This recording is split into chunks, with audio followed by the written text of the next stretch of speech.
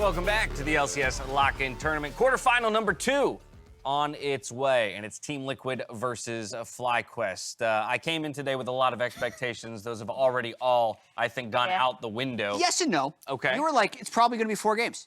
Right. So we're still on you're track. right. So there's a couple expectations that might still be able to hold true. Just not quite the way Can we I thought maybe change it my would happen. prediction for this No, one? you may not. No, you may not. They've already been locked in. I'm going to hold you to them. Okay. Let's talk TL first, because quarterfinals, best of play, knockout stage. Yep. Feels like a great time to switch up the roster yet again, no? 8th player. Why not? Put in the 8th player. Okay, so here's the deal. Core JJ's coming in alongside Han Sama, but this, of course, does mean that Bradley will be playing as well. What do you make of yet another switch up here in the lineup for TL? Hey, it's the first time we get to see Core JJ and Han Sama in the same lane at the same damn time. This is what we wanted to see, like the star bot lane that we expected to take over this league. But of course, due to that green card issue, it's been one or the other.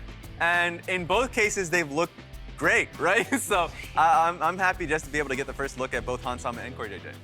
Yeah, and then for people that don't know Bradley, he was previously an incredibly hyped mid lane prospect. He made the swap to top lane. He is a good Gwen player, I'll say that. When I first was introduced to him, he was actually playing Gwen in like the collegiate championship, I believe.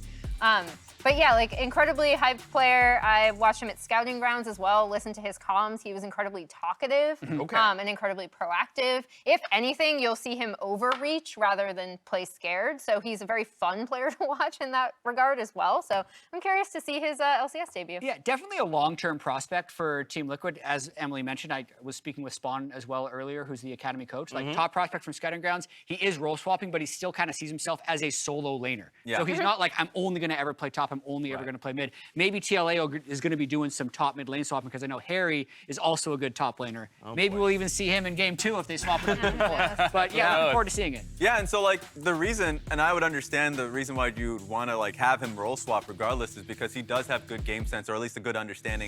As you said, when he was in scouter ground, listening to him talk post game, very clearly understood when you should push up, when it's your turn, things like these. And he is a risk taker. So like, he will pressure a matchup if he thinks he has the upper hand. He will not play safely, things like these. So I'm sure this is going to be a different circumstance. You don't want to be the reason why your team's losing. So like, I'm sure maybe things will change when he's in a more pressure situation, but the focus will be on the veterans in the bot lane coming in. Exactly. But so while TL has kind of had fun with their roster, for lack of a better word, you know, over the course visa of the... issues so fun. Yeah, so fun. Yeah. The flip side of this is the fact that FlyQuest had yesterday off, and preparation is going to be one of my biggest question marks coming in, because you do have a number of different lineups that can get played by Team Liquid, and each and every one of them is going to have maybe some different strengths and weaknesses that you identify. So what FlyQuest did over the last 48 hours, because we didn't get to see them play yesterday. They had that maybe a little bit of extra time in the workshop. What have they come up with? That's kind of my biggest question to take down Team Liquid. Yeah, I mean, I think I am looking at the bot lane here in terms of not just because of the fact that bot lane is so strong, but because I think with a veteran leader like Aphromoo on this team, I credit him a lot. We talked about this in the waiting room, like, for being able to have that turnaround, right? From having those 2 really, really like disjointed games to much more cohesive games than their last 2. I still think it's going to be an uphill climb, and they're also going to be facing the first LCS debut of Hans and Core, and they are 2 phenomenally strong people in a 2v2. But this is where I'm looking at FlyQuest for like leadership. All right, I want to get pretty much straight into games. So y'all did Dignitas dirty in the predictions earlier today. You gonna do the same to FlyQuest? Yep. You didn't want me to change my prediction. Whose fault is that? Is that me or you? Do you want to? You're the one who Do you actually want to? Go for it. Oh, you actually called me on my Yeah, go ahead. No, it's still going to be Okay, a 2-0. TL 2-0? Yeah. Last lock-in, TL also 2-0'd FlyQuest in the quarterfinals. And so it's going to be a repeat? Yeah. And? TL 2-0. Wow. All right, 2-0s across the board for Team Liquid, but if this day has been proof of anything, it's that nothing is for certain. We're going to toss it right out to freaking Azelda to get us into our second quarterfinal of the lock-in tournament. I just wanted to shift the blame.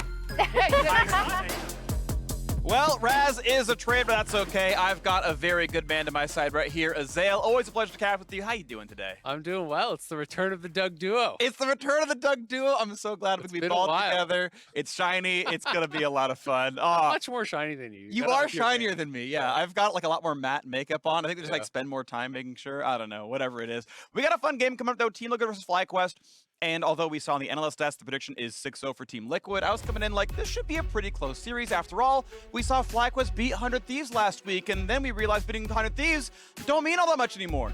Well, or alternatively, the team played great. Freak. Yes, of course. And I think FlyQuest actually, in their win over 100 Thieves, you can't just put that one on, 100 Thieves had a bad game, because I think FlyQuest played a really, really intelligent game against 100 Thieves. Kumo was huge in that one. You know, he had a really strong Gwen performance. Yeah. And with Bradley being brought in, I think a lot of the eyes are going to be on Kumo to try to make some sort of a difference in this series. Bradley, they talked about it. You know, he's an aggressive player. He has very little competitive experience. He played in Proving Grounds, and then he has 4 Academy games. He's won one of them. That's his career, right? And he is subbing in for Whippo, a guy who probably has 100x that many games in pro play. So big shoes to fill for Bradley. Has only been playing carries, but you would normally think if you're on a team with Bjergsen and Hansama and all these stars, that you would just be put on tank duty in a game like this. And yet, you know, I want to know what it comes down to. Obviously, it's going to be really fun to see what happens. Of course, we are expecting big things out of the Team Liquid bottom lane, right? We're expecting it to be the Core JJ Hansama show. And if you just compare them across their substitutes, right? You know, if you compare Hans to Jan or Core to Ayla, like they both have higher kill participation. They both have generally, like, they do more across the game stats, which is the expectation. I mean, they are all-stars in their own right. And so we are expecting more, even more, right, out of Hansama and Corey today, which means we should expect even less and even less out of the top side of Bradley. So we'll see where it goes. Early, quick first pick on the Corki. Jinx will finally cause Hansama to play a new, unique champion here in LCS. Locking in Finally, the third game. Finally! I Oh can't believe we my played 2 God. Jinx games 2 in a row. Jinx games. Wow. What is this guy's That is a problem? trend. 2 points makes a line, Azael. Is it a worrying trend, though? It is not. Okay. I assume he's above Diamond 2. Yeah, all right. Well, Corki grabbed up here for TL. Victor conspicuously open. If FlyQuest want to go for late game scaling, you can grab 2 of the best carries for 5v5 later on. They already have potentially, you know, some early game power here with Jose Dioto on the Lee Sins, the ability to get a bit aggressive. I'm going to be interested to see where they're going to get their primary engage from. Thresh grabbed up for Core JJ. Feels like a no-brainer. This is such a strong pick for Team Liquid in general. Ayla was great on it, but Core JJ is known for his Thresh. He is an absolute terror both in solo queue and in pro on this pick. And does give them a lot of aggressive options. You know, it can work well with some of the scaling picks, safety for things like Aphelios, but you can also go aggressive. Obviously, some of those more aggro lanes like a Kalista. Yeah, for sure. And so, going to be chilling right now and picking a later AD carry into this one. Orianna, maybe the pick for Tukui. I want to know if he can win the lane. Statistically, you were looking earlier at how Syndra was doing so far this season. The eye test for you being that early game seems to be less prioritized. Scaling was doing better. Obviously, we're on a pretty heavy, like, Corki Victor meta. And it's worth noting that Tukui has actually still played 2 Syndra games. He's actually played some early game champions and yet has a negative CSD so far across the 4, admittedly 4 games of LCS. Meanwhile, Bjergsen's playing like purely scaling stuff, like even Zillion, and he's up in CS literally every game he's played. So like that man's laning hasn't gone anywhere. He has been playing very well for sure, and I think the team has been playing well around him. I think this is something that TL has always done well, is, you know, moving support and jungle towards mid, supporting their mid laner. You know, it is very much that team style, especially when you want to go for these late game picks. There's times where you need to get a reset. Your jungler shows up, your support shows up, helps you push it in, get that safe recall. And those are things we're going to look to see from both of these teams. Both going to be going for a lot of scaling. I expect when you're going Orianna, you're going to be going more combo based, so they don't have their support engage yet. You could be looking for Leona, Rakan, Nautilus, these types of things to be able to set up the shockwave.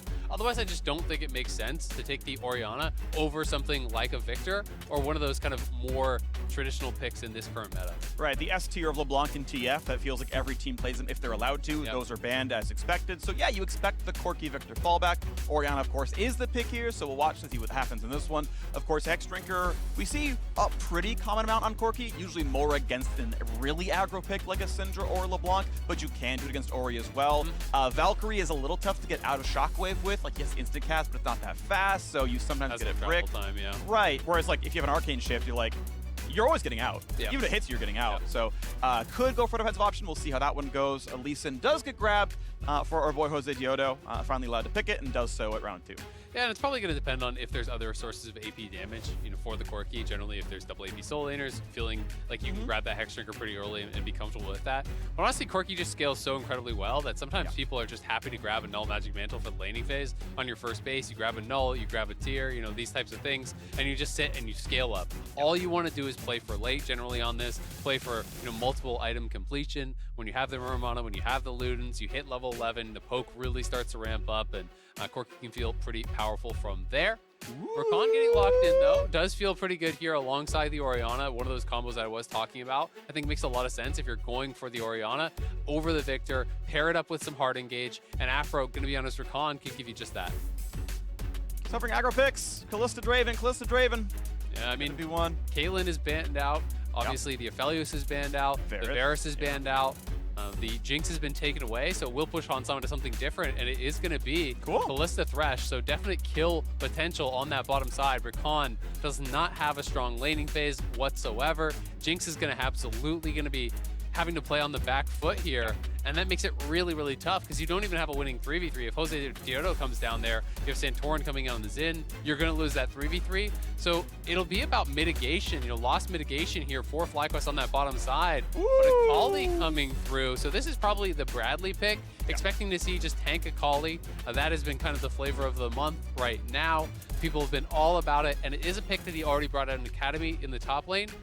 So will be interesting to see if he does in fact go for a tank or if he is going to be playing more of the kind of older style, which is full AP.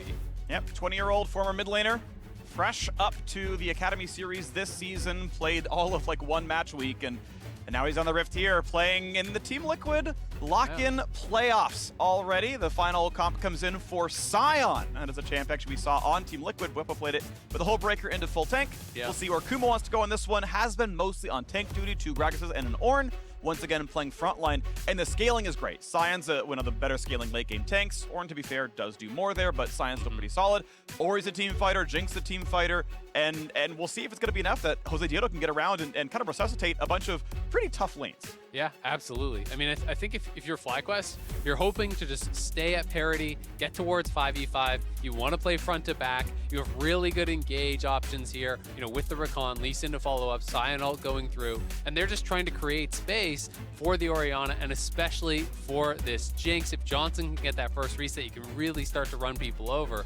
But on the other side, a lot of damage here, coming out of the Corki, coming out of the Callista, and a lot of early game power with the Xin as well as this Thresh Callista bot lane that is going to make things so tough for FlyQuest on that bottom side. Teal has the ability to try to move towards early dragons, threaten a potential early soul, or really look for dives and try to snowball through that bot side. Yeah, I'm looking forward to it because I think we have seen some good early aggression out of the jungler. Santorin especially is always willing to burn his flash to get a teammate a kill, get him a lane lead, and so I want to know, over under at 4:15, Santorin flashed into a lane. Over under 4:15. Over 4:15. Okay, I'm happy with under on this one because we had the level 2 Trundle gank last time I saw him play for Bjergsen, and that was quick. So. I just think FlyQuest are going to play so defensive that it's going to be hard for him to find the options. Because I think if you're FlyQuest, there's no lane you want to scrap it, really, right? Like you kind of want to play it pretty defensive. Maybe a little bit, in mid lane. I do think that Tukoi has the opportunity to potentially create some sort of an advantage in that mid lane, but it's pretty scary. Ooh, get Bjergsen over. He's not doing it. Wait, what? Weird choice. Oops. So, I don't know if you're going to cover something or what, but if you share a ward XP with at most 4 players, a soul laner will level up off of 6 CS. They don't need the 7th minion. That is a pretty big deal in some matchups. Bjergsen started walking over and they're like, never mind, and then just didn't get the golden XP. I found that kind of strange. Obviously, now he's top side. Santorin's pathing towards bot. Maybe he was worried that there was some sort of a little trap being laid or something. That they were in the river and waiting to punish to be moved over. Yeah. I'm not really sure. Otherwise, it is very strange. Like there's got to be some sort of logic there, or it's just straight up miscommunication. Either way, not going to be a big deal in the large scale of things here. And CoreJJ just maintaining brush control. Last play, Ignite, a little bit of slow, and he's going to survive this one. Nice knockup by Aftermove there as well. But yeah, Johnson Of course, with Afro out of range, no Guardian Shield means, well, you've got a flashless 300 health Jinx in this lane now. At very least, he did start Longsword 3-pot. All 3 of those potions have now been chugged, so gonna be waiting a while to heal back up, but this is rough, because now you can't even thin the wave. The wave will actually fully crash and then bounce away from you. And then what do? Because the wave is gonna be pushing away, you have no flash available, and that does kind of up the chances of Santorin just moving down here on a bouncing wave and looking to try to really get something done. Yep. But CoreJJ going to utilize this time. They have that early push, so he'll go in, get a deep ward. He's going to spot Jose Diodo as soon as he moves down to clean up that blue and Grom. So as the jungle path downwards, looks like we had a full clear on the top sides for both of them. So they're on their 4th camp here, similarly pathing towards the bottom side. As you mentioned, bot should slow push toward TL, making it tough. Always a fan of a Hex Flash support, just burning Flash level 1, getting a good trade and saying, hey, round 2 is a Hex Flash from the brush, and you just die this time around. You don't have Flash out. So big fan of burning that and essentially being up a half a summoner spell for the entire laning phase. Yep, absolutely. I mean, he did spend the Ignite too, so there is that little discrepancy. Sure. You know, there is still heal and exhaust available, but I like the move. It just took so much of their regen away. You know, yes, Johnson is pretty healthy again, but all 3 potions were immediately gone.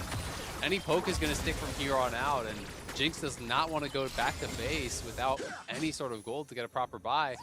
Now Jose Diodo has actually secured that scuttle, but Santorin could look to try to mess with him around this Gromp if they want to push and roam from this TL bot lane, and it looks like that is going to be the option. He's kind of following him in, knowing that his bot lane has prio. Yes, it's a closer move here for FlyQuest, but if they move away, they're going to lose minions, potentially lose plates as well. Yeah.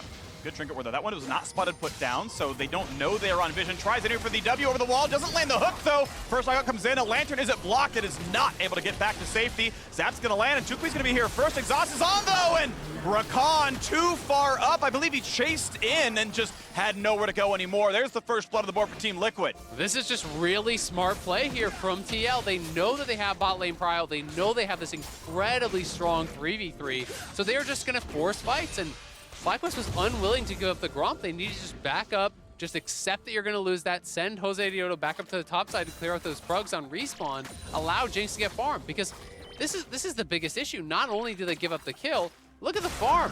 Johnson had to move away from a wave that was crashing to try to support his team in a losing fight. That means he is now monstrously behind. When you're looking at the gold between these 2 bot laners, it's already 700 plus gold at 4 minutes. Yep. Well, it's going to get worse before it gets better, most likely. First recall is going to be Noonquiver Boots to some degree, and that'll be all kinds of scary. Another Hex Flash attempt there. You want to try... Oh, just goes for the hook. Okay. Good play afterwards. They're careful. You're on a turret. That's 2 shots. Almost going to be a third. Just getting out. Summoner heal. Zap was blocked by Hansama. Able to lantern right back out, but a little bit of over-aggression. CoreJJ takes 400 damage he didn't need to take. Yeah, that was really well timed by Afro, actually. As soon as he takes that hook in, Afro just eased straight back. You know, it's similar to things you can do towards Lee Sin. If Lee Sin hits you with the Q, you can flash under tower and sometimes bait them into that. And Afro's able to pull off a similar play here onto CoreJJ. They do get the heal out. They aren't able to actually chase him for that kill because Johnson was being focused by Hansama. So, you know, if you run in to try to finish off Core, you will just die to Hans. It's never going to be worth it for you. But at the very least, FlyQuest will get a little bit of breathing room to try to push out this bottom wave and get a reset of their own. Hansama back onto the map here. Tier 2 boots right off the bat. Does have another longsword to boot, so he's going to be really strong. Yeah, pretty solid, 1,500 or so gold recall with the wards in tow as well. And yeah, that is so much more power on this Ballista. It is not getting better anytime soon for you. That's going to keep being pressured to the bot lane. Oh, is Santorin. Core going to cancel the recalls? He did. Core canceled the recall. You can see on the mini-map. He actually moved down there. They knew that Johnson had such a late recall because they wanted to fully reset that, and they just don't have the wave clear with no mana. And so you're actually able to delay the Jinx, and now this means that Hansama should be able to crash this wave, denying another full wave to Johnson. And again, then Johnson's in this scenario where, guess what? The wave is pushing away from you, and you once again cannot move forward to actually farm it. So that little interruption was such a big deal, and now Core trying to threaten around this dragon here. They are down to take any fight, and Johnson is just screwed off this. The wave's going to bounce. He's going to get 0. Yeah, he's getting none of it. The last 30 seconds, by the way, so well played by TL. a super solid controller on that brush right in the middle right there, and like, hang on a second. Support's not in lane. We know Afro's on a roam. He's not going to hold bot lane here, so this is 2v2. Wait till Hunts pushes the wave in, let him join us, then we can take bottom river control. Now it's 3v2 or 4v3 or whatever. Now it's always ours. Johnson has to answer bot wave, and then they get the ward taken down, they don't get pushed on, they get the dragon, all from just waiting 15 seconds because bot was already pushing. Take the patience, wait it out, and it was perfect play by TL right there. Yep, that delayed recall by Core really, I can't overstate that. It's such a difference because you can see that they're not just pushing back into this. They're going to trim the wave enough that they can kind of hold it towards their side and force Johnson and Afro to make the decision, do we actually have confidence to walk up and try to fully reset this? And the answer is probably going to be no. Because if Core is sitting in a bush, he has flashback. He can flash in on you with that ignite. Yep. And if you're too far up in lane, you will just die. It's level 6 for Hansama, so they have incredible CC change and knock-up. And bad is going to go to worse here, very likely, for this FlyQuest 2v2. Core has real flash, sides up the zap, and almost hits Aftermath. That was a really close one. The side step comes through. First recall comes in, and Bradley, by the way, is going towards a rocket belt or similar option here. Not tank. Unless he's doing, actually, even this wouldn't be Demonic first, because Demonic doesn't have a amp tome in it. I think it's, actually, no, it does, right? It's blasting, blasting amp, and giant spell. Yeah, it does have that other small component. So theoretically, could be Demonic first. I think it's, if you're doing against tank. Scion, could make some sense against the Scion. You have that percent HP burn, but... Or it's Riftmaker. Yeah, but it's like that. It's probably just going to be AP. You know, almost always I do see people just stacking health when they're going towards this build. They rush towards Chem Tank very early on. So that's usually the first item. Grab a couple Ruby Crystals or your Bomby on your first recall. So probably just going to be more of that AP style. And I do think it can work quite well. You know, you're trying to just burst people out, dive in alongside that Xin, alongside, you know, Core JJ, if he can find some sort of a hook and really look to pick on people like this Jinx, because Jinx is so relied on to deal damage in this team comp. Even if you can't 100-0 the Jinx, if you just get on top of Jinx and hop into your Shroud, Jinx cannot walk past you as an Akali. You will die if you try to walk through that Shroud. So that alone can buy time for the Corki and the Kalista to just kill off people like the Scion and the Lee Sin. For sure. Unless you get really good with the Lee Sin, you land the Q, you get the reveal, and you're like, the Zonias are out, buddy. But that is, you know, you have to land the skill shots, right? Because I believe it's Q and not E will give you the reveal free. He does reveal. He does? Okay. But, you know, you can try to play it defensively like that and just stand on your Jinx. The question is, you know, is that going to be a winning play? You know, is that going to get you that 5v5 win here? You know, if that Jinx is having to sit back and really play carefully around that Akali. True. Well, that's what team fights look like. Right now, it is a solid 800 gold lead to Team Liquid. I wanted to point out, by the way, we saw it in the picture-in-picture or the pan over afterwards, that Bjergsen was in base when they went for Herald. He's sitting in base next to Package with TP up. There's a fight. I grab Package, TP to mid-turret, and I Package and we win. Okay, they got Herald for nothing. Left Package in the base. Dragon. It is a 4-minute cooldown. And Dragon's up in 3 minutes, so he saves it for that one. Now, Corjay trying to save himself, not able to hit the blast plant, and goes down to Tuke. We did not attack the blast plant to jump back to safety. Maybe wouldn't have mattered, but just kind of walks to his doom. So one back in the board for FlyQuest. Well done to them. Yeah, nice kill. Back. And that's going to buy them a little bit of space here on this bottom side. Very likely you can get a push out, hopefully for Johnson, who's now down a good 1,000 gold, as we actually saw in that gold comparison chart on the left side of the screen. He was really close to actually grabbing that kill from long range with the rocket, which probably would have been the ideal target, but Decoy going to be able to grab that, going to be still feeling really good about getting that kill on either of your carries here. And Kumo just kind of trying to survive up on that top side, farming out. He picks up that tier just to try to have enough mana to be constantly pushing out these waves. You need to be able to just stay comfortable in this lane. And nice little trade. Ooh, this could be pretty good. Sion's going to find the knockup. Is it going to be enough damage, though? As charge on the Q, E backwards gets him to safety. Bradley just equalizing farm against the Sion top lane. Yeah, and Kumo a little bit over-aggressive. I mean, he has a TP, so it's not a big deal. When you spend the ulti there, I just don't think you can ever commit to the kill because he's fairly low. Ignite and ult are available for the Akali. So when you spend those early spells and you get him down to about 20-30%, but you're 20-30% yourself, you are very close to just dying. At the very least, though, he does get the push out, and there is no TP available for Bradley, so does end up working out pretty well. And if he grabs the play here, he can just walk straight back to lane with the wave slow pushing towards him, and he's going to be in a really comfortable spot. So well done there by Kumo, handling that 1v1 quite comfortably up on the top side. Yeah, so, okay, ult turns into a wave and a plate. Well worth it. TP advantage, of course, is still up. That was always going to be true, but now the question is, are you going to TP to mid-turret to play for the Dragon? Are you just going to path to the bottom side and TP to your lane after the fight is over? What choice are you making here? Because Dragon's in 15, bot, I think. Yergson grabs package, and indeed we see Kuma walking bot side. And unless Bradley moves now, he is not there for the Dragon fight. He's going to clear the way first, and we'll see which way he goes. Yeah, it is interesting because TL do have package, but if you're in a 4v5, you know, is that enough to still give you confidence to go for that sort of a play? I mean, they do have Calista Thresh. They are just going to drop Herald down here and use that to create some sort of pressure, but Bradley is still not moving, so the question will be answered here shortly. I still think if you're TL, you don't want to take this fight, because if you take that fight 4v5 and you lose it against this Jinx Orianna and you give them time, it's pretty rough, but at the same time, I feel like Bradley could have just given up a wave and come down to 5v5 when you have the early power. Guaranteed result is going to be a couple of plates. Is there a jump into a steal? Nice kick back, the Lantern, a bit of damage, and the smite comes in. So well done, a good attempt. It was pretty safe overall. Again, they had the Lantern jump combo. TP comes in, 2 plates for Dragon. And of course, the TP being burned is, you know, a relatively close trade. I think TL went for a fairly risk-averse play there. Yeah, I do actually prefer FlyQuest's side of this just because of the added wrinkle that I think TL's game comp, like their comp is fairly early game, right? You know, they're playing Calista Thresh, they're playing Xin Zhao, they're playing these champions that I think they wanted to try to snowball on. And as a result, you take away that early Dragon, that buys you a lot more time for the Jinx, for the Orianna, for the Scion to really get to those couple items that they want to be 5v5ing on.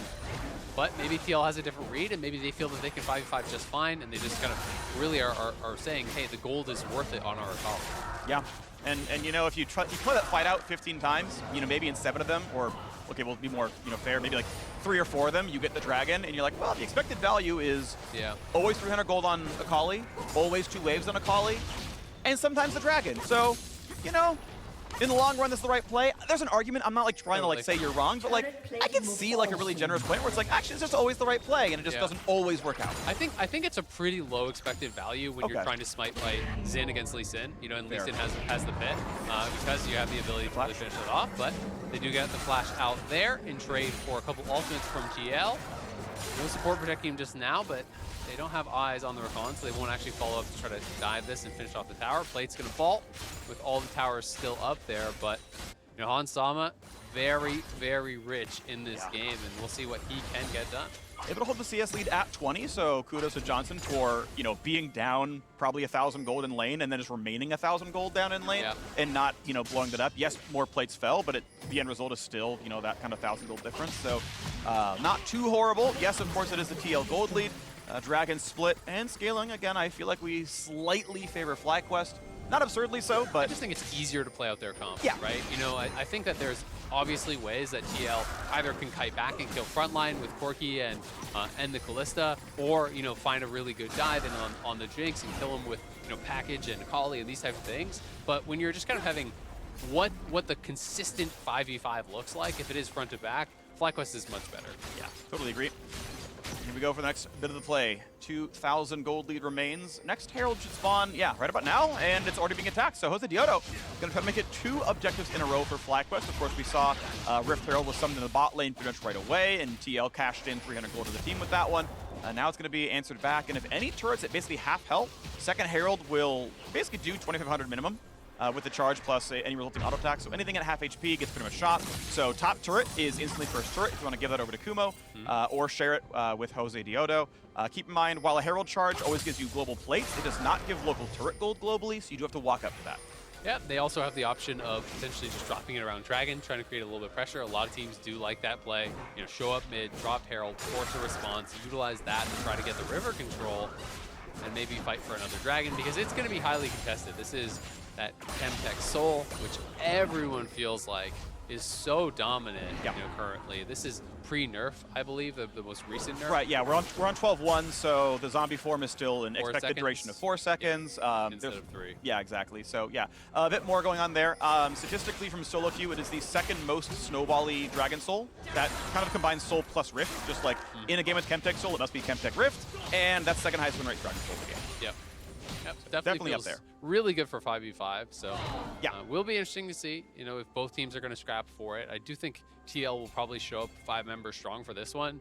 Teleport is obviously off cooldown for Bradley. Kumo's is going to be close. I don't think it's going to quite be up for that dragon spawn. So we'll see if he wants to make the long walk down and try to set up for that 5v5 where Bradley's just kind of pushing waves. He's doing this little cheat half roam towards mid, standing in that pixel brush on top of a pink and trying to threaten that he could be there. I'm just going to note that Kumo did go for steel caps here, trying to block auto attack damage. It will affect the magic damage Corki autos because it's an auto attack, and it of course affects Kalista, affects Xin Zhao. Just none of their spells, so not going to do much for Ren, not going to do much for Corki missiles. Could go either way. Don't really hate it. And it could be interesting to see, something we were actually talking about earlier, is kind of the strength of early Warmogs, because you only need the 1100 bonus HP now. And I actually love when I'm playing tanks and I'm playing against someone with a lot of poke, to just go for an early Warmogs and just stand in front of all the Corki rockets and say, well, who cares, right? You know, I'm just going to regen all this up. It allows your carries to position more aggressively without having to constantly worry about sidestepping all of these rockets.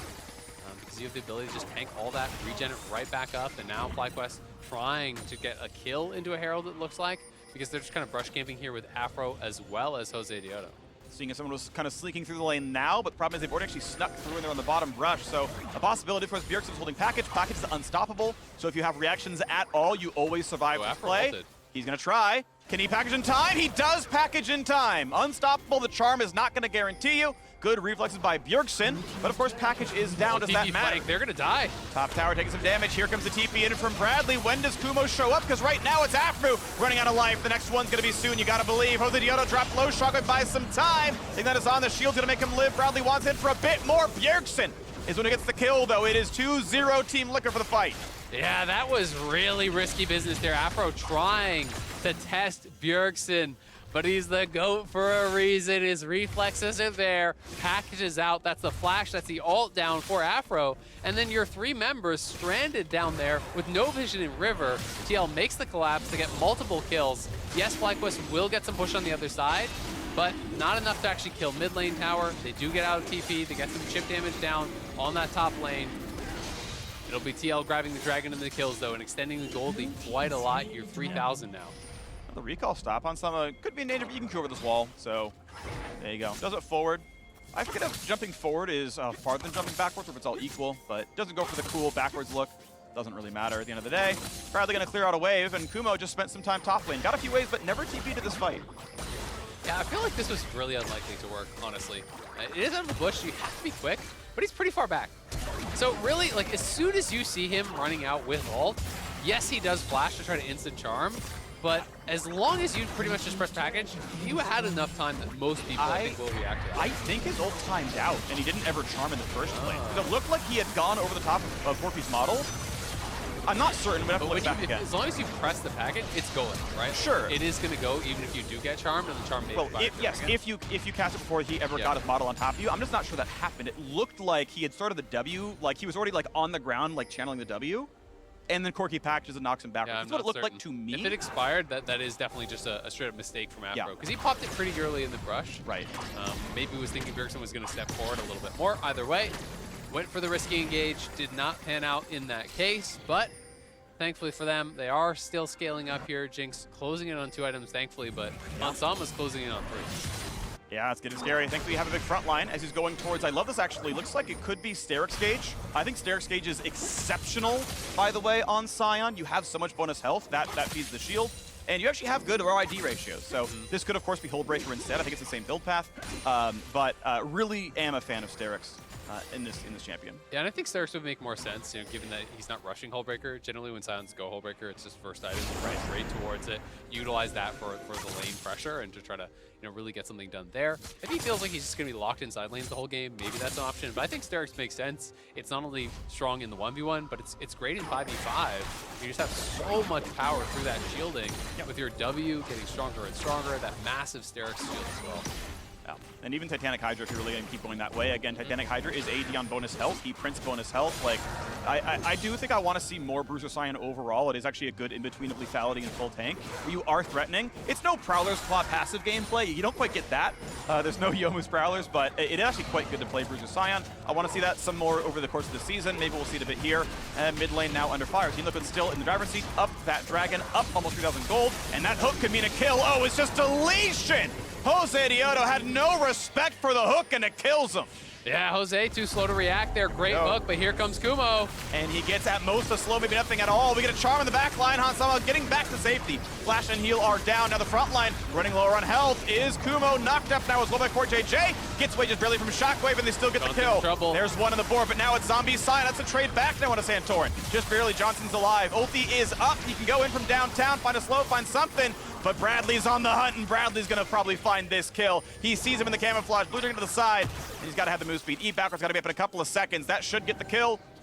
There's the E, here's the ignite, and that is the kill. Don't look at explosions. Team Liquid win another fight. FlyQuest trying to go aggressive there, but they couldn't get those initial kills. They couldn't zero out Hansama, and when he turns around, does so much damage to Johnson, pushing him out of the fight almost immediately. The shockwave was flashed from Tukoi, not able to grab those initial kills that you're going to need to win a fight like this. And Jose Diodo just not respecting the hook, too slow on the safeguard here to actually react.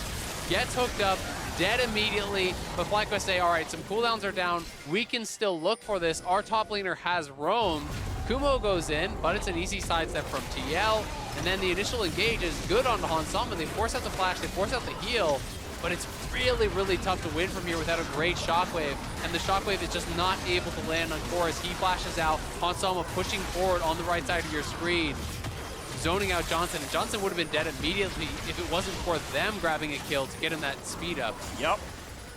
And even still, eventually, Bradley gets the jump and everything. So, Azale, you mentioned worrying trends, and if you translate the mid laner's name, a missed shockwave, that's a worrying trend for our boy.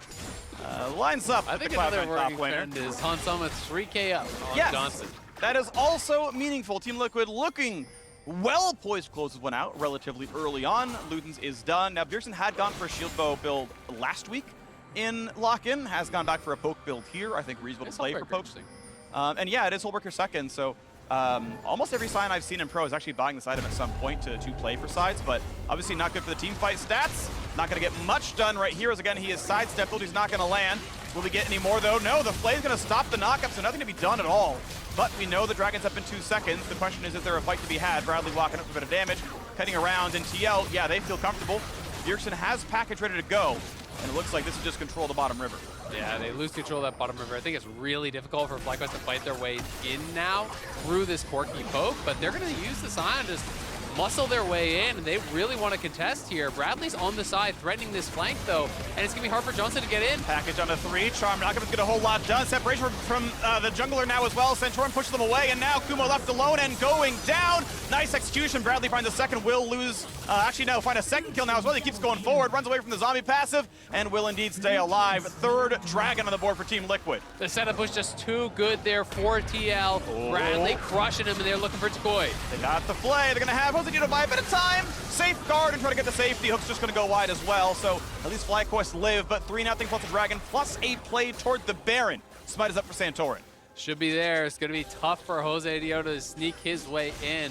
And I think FlyQuest just didn't need to go for that dragon. It wasn't actually Soul. Trying to force your way in with no vision, with that flank unmarked. Bradley gets into the back line. Yes, Jose Diodo was there to peel, to actually kick him out, but Johnson could never re-enter the fight. And that is kind of what I was talking about early with that team fight presence that Akali can have. This was really, really well set up and well executed here from TL.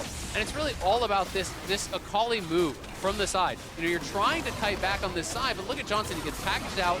Akali is going forward. Yes, Jose Diodo is there to peel, but how is Johnson going to deal any damage from this angle? He simply cannot, whereas Hansama is sitting firing. Bjergsen's over the wall, poking out onto these FlyQuest members. Their carries have been bought so much space by the fact that Bradley can push forward, and that buys them time to knock down the FlyQuest front line and then pile in for those additional kills. There's just nothing really going on there for Johnson. And well done, Team Liquid. Honestly, Bradley holding on pretty well, and a bit of damage, nicely done. Not going to be in a whole ton. Actually, doesn't even break the Scion shield, but as he yells cowards, he lives what he calls, it's like a Pokemon. Really, Scion? Yells coward, coward, and indeed runs away from the team fight towards the Simple Winter now. And we get to see bot lane pushed in. They got an objective bound, so Yeah. it's not time to FF. That's true. There's money to be gained. There's gold on the Rift, gamers. There is gold on Time the to go Rift. collect it. Yes, indeed. Here we go. Mid lane turret, though, going to fall. Team Liquid going to keep growing those coffers. It's going to be about 75 now. Yeah, 8K up as they knock down. It's just making the objective bounties even better. That's true. Yeah, I wonder if they're at the cap yet, right? If they're at plus 60%. It's got to be close. It's got to be close. I mean, it's 3 dragons up, you know, which I know is valued very highly by you're on that Soul kind of Point. algorithm. You're on Soul Point. You're up going to be about 9,000 gold at this point. It is looking rough, and Jinx, who has to do so much of the damage in this sort of a comp, is just so far away from being relevant when, you know, 4 items are going to come through for Ansama before 3 come in here for Johnson. Yeah. You know, and 2 items in the Crit Cloak, you just do not really have the threat. And this Akali is super strong after that last fight, so he can zero out your backline. It's a tough one, and the only way I can see FlyQuest really getting back in is with TL mispositioning plus an incredible engage from Afro with a Shockwave over top. Yeah. Hullbreaker sadly getting nothing done. At this point, it doesn't really matter what Kumo builds, but you built Hullbreaker and then did nothing but team fight since then. Like, that is a mistake. It's a very small one. More happened in this game than item choices, but I'll point him out when I see him. I have to make better choices down the line. Bradley not going to keep trying for fights against Kumo. Has built someone anti-tank, of course, Riftmaker, Conqueror. Those are, you know, those are going to give you some true damage, going to help you build well against the tankier champions. Gets a mix of pen. I think Void Staff Third is pretty reasonable on a mage, so if you are hitting a tankier target. That said, not a ton of MR on Kumo, but whatever. I think it's actually fairly reasonable. And now top lane under fire, half health in that turret. Fair and buff cannon getting a bit done. Some would like to greet as much as he can. And then Langton's gone, so it's a whack out.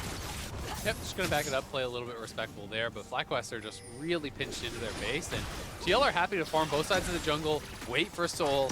It's in 125 right here. You know they're going to be showing up for that, and a lot of the wards are going to be expiring that are on the map. You know, I just saw one expire on that mini-map down. There was a ward here. There's this last ward right there from FlyQuest, but that may expire pretty soon as well, and it's going to be incredibly difficult for them to even get in the area to really contest this dragon without putting themselves at risk. But it's Dragon Soul, 1 minute's time, and sadly FlyQuest just have not found their way into the fights. The Scion ults have been sidestepped. Well done to Hansama. And once Quarterfinals lands the hook, the guy just dies. I mean, he spent a ton of money on 300 health with a Hullbreaker, and so he's a bit squishier than he would be. And now we get to see the setup. Wards going down. Obviously, the Invis wards go outside the Chem Fog to watch the roots in. Control wards are down for both teams to play for the river.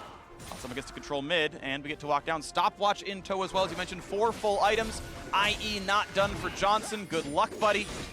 As the control wards get taken away, FlyQuest just kind of grouping onto a single brush they hold control over. Not much else. And Bjergsen just hit 16, bases, gets package, he has the blue buff, so the poke is going to be devastating here. If you get tagged at all, Oh, kick flash is good. Hansama stopwatches. Channel the Q. Can they get it to happen? A good flash to safety. Santorin a bit low. There's Afro. Johnson getting railed down with Corky Rockets, though. In the front line, this is a death for the Rakan. Nothing to be done now, and Bradley's in. That's going to be an execution. Double kill, and a final one in for the Corky as well. 3 for nothing, and it's time to turn tail and run. FlyQuest fly back to their base, and it's going to be the 1-0 start to the series. Dominant one here from TL. The debut of Hansama and Core JJ, and it does not disappoint here. They looked incredible running over this FlyQuest team. And they're going to knock down the turrets. Going to try for the defense now, FlyQuest, but Kumo drops while fighting for the turrets. Gets the zombie mode to maximize the DPS, but Core flays him back, and really not a lot gets done. Still a wave here to knock down the turrets, but the respawns are coming soon enough. There is a slim chance you fight for the Nexus, although it is getting slimmer and slimmer by the second as Hansama walks in, dealing damage on the fountain. And will they go for the KDAs? Looking for a hook here. Is it going to be enough is the question. Not quite there. So the Nexus goes down. And Team Liquid take the 1-0 start in the best of 3. Really well played. Got to give some respect over to Bradley here as well. Yeah. Only has 4 Academy games, comes in, first LCS game, a lot of pressure here. Not going to the tank, actually going full AP Akali, 7-0 and 2. A lot of them were the cleanup kills at the end, but he team fought really well, and I do think that third dragon that TL got, that was kind of the nail in the coffin, and he was massive in that team fight, zoning out Johnson, picking up multiple kills. It's a really impressive debut from Bradley. Yeah, it was. I gotta give him a lot of credit for a well-played game. He went completely equal in lane against Kumo. Okay, fine, sure. Scaling up in the Akali, okay, nothing to talk about right there. And then, yeah, we got into mid-game where TL made one choice to say, we're gonna sack second dragon and just get a lead on Akali. Okay, fine. And then we go to the third dragon fight and he's like, yeah, I'm big, I have TP, and that flank was like what sealed those kills in a lot of cases. That he got the damage in, he got the chase down that guaranteed the extra ones, and that made the difference. Absolutely, just kind of kept their carries zoned out of the fights, and it'll be interesting to see what the adaptations are going to be from FlyQuest. I just don't think that they can give over so much early game power in the Kalista, the Thresh, the Xin, and expect to be able to kind of go for these greedier, weaker lane picks. Yeah. I think that the Rakan Jinx lane was punished so heavily. Yeah. Rakan is such a weak laner. Jinx is a weak laner. You're going up against QuarterJJ and Hansama on these super powerful early game picks, and they really knew how to extend that advantage. It was clear that going for a bot lane dive would be risky, but instead they're going to invade on the Gromp. They're going to pressure Jose Dioto out, and they're pulling Jinx in these fights that Jinx cannot win, but is losing farm to actually move and cover her teammates. And I just thought that was really well executed from TL. Yeah, Centurion did 5 camps to invade Gromp and was like, yeah, I'm here, let's go, right? And just with the roaming, it was better. So, well done TL, good early game plan. They played on the winning bot lane, and it led into a victory. So now, TL has the 1-0 lead. It's time to head on to the State Farm Analyst Desk to talk about that one some more.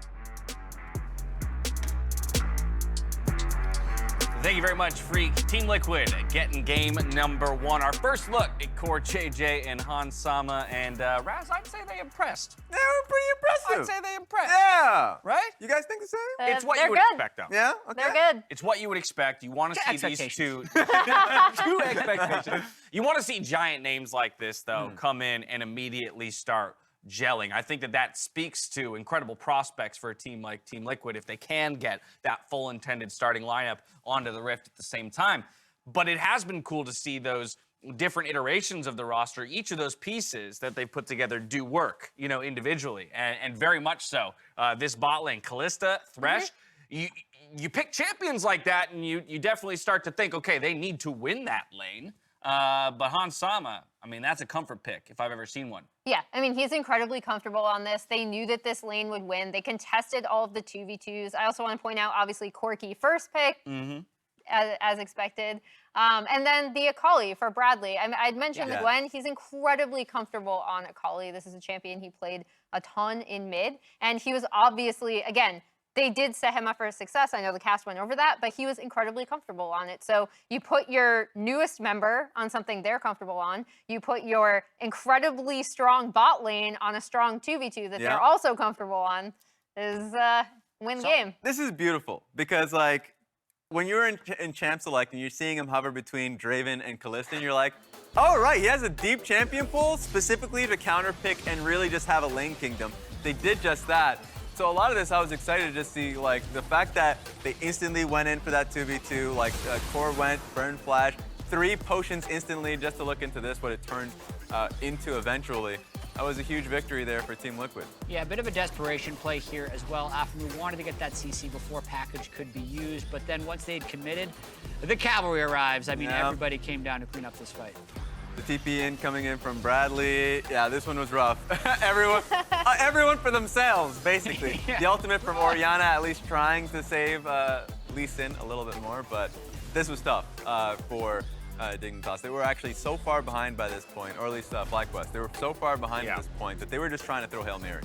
Yeah, and this did not work out for them, unfortunately. Again, super well played from Core and Hans in this fight. I've been so, Ayla and Jan have both played incredibly well, but I've just been looking forward to seeing them not only inside of lane, but out of lane in team fights like this, supported by the rest of the team.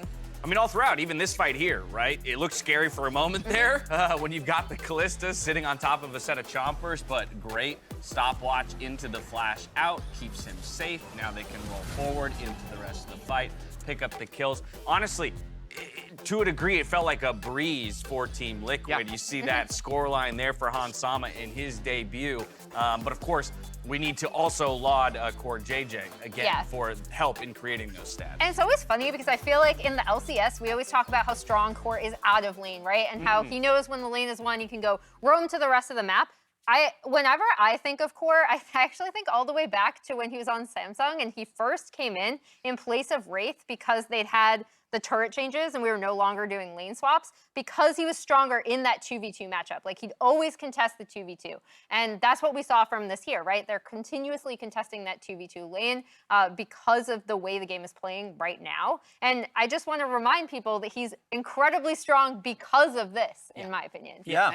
And I can also say, like, I heard a lot of people saying, like, oh yeah, CoreJJ in like the tactical, CoreJJ lane. Oh, he's just leaving tactical. No, they would win with tactical, which allowed him to leave. Yes. Right? It's almost always with Core, winning lane and then moving. That's how he finds the good timing. Order of operations matters. And that was the run-up until playoffs where he was leaving consistently. Like, before that, during the regular season, they were getting 2v2 kills in the tactical and CoreJJ consistently. It's because of what CoreJJ did earlier in this game, just insta-losing this lane for Jinx, for Johnson and Afro. I realized that Akali got to wail on a big tank Scion the whole time, but the fact that those damage numbers equated to the Corki mid lane damage numbers and output, that's just pretty unusual to see between an Akali and a Corki. Yeah, shout out to Bradley. Like, that's good job, man. Fantastic performance. Kenny was like, what, 6 kills, 0 deaths? Yeah. Well, so this actually, and I don't want to dive too deep into this conversation right now, but it does sort of bring us back to what we talked about at the top of the day today when it came to academy players or just amalgamations of rosters, right? And how it should maybe influence the way that organizations are thinking about what their lineup might look like further down the line. TL is starting to look like, as Jake said yesterday, Spawn on the desk, very much a 10-man roster where anyone can essentially step up and sub in. I mean, I think if they have to, they will, but I think they still want their starting lineup. Of course. But to go back to Bradley and like what we want from players coming in situations like this, he's on something that's super comfortable. He performs incredibly well. Now people who weren't paying attention to Academy and Amateur are hopefully now looking at him and being like, he is very good. Well, so we've excited the entire audience by Bradley's performance. He showed up in a big way. Perfect time for us to make a lineup situation. Rip Bradley. All right, it's time to bring in Bwipo and Ayla. That will be the substitution for Team Liquid going into Game 2, Jack. And I do want to say, I've seen a few questions about this online. The reason that TL is doing this is because Core's green card is not there, so he's still counting as an import. Right. So they're trying to dance around the import limit. They can only have 2 out of 5, so they're trying to get all their starters as many reps as possible. So all these academy guys now are swapping in. All right, so Bwipo into the top lane. Ayla taking CoreJJ's position alongside Han Sama. What do we think here? How does this change the makeup of Team Liquid? Is the style different at all, or is it just different players piloting the same champion? Might be a little slower, or at least from the bot lane's perspective. They're still going to win lane, I would expect, right? You're not going to be seeing those flashy early plays from CoreJJ. Ayla is still insanely solid. He's a great Thresh player especially, so he might go back on that pick. But you have a louder voice in the top lane now in Bwipo. So I expect it, sending a little bit more love towards top lane and more creativity in what he's played. Last time, he pulled out that Rengar and went wild. So I have no idea what he's going to pick this time. What's the recipe for FlyQuest then to get back into this one? If they want to even it up, push it to a Game 3, have a chance of taking down Team Liquid? If they can get bot prio, that's where you have to start. Okay, so it all starts in the bot lane. We'll see if they can make it happen. We'll see if Team Liquid can claim another win and the series to push themselves into the semifinals right after this.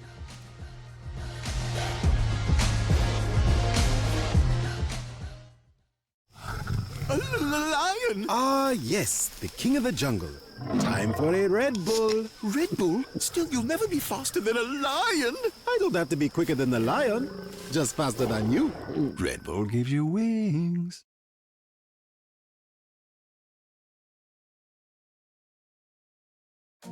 They give us love.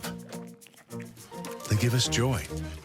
They give us lessons in sharing. So give them some love back. And what says love better than something you can chew on? Use your MasterCard to make secure purchases from anywhere. So your gift will end up in the right hands or mouth. Because being there for each other is priceless.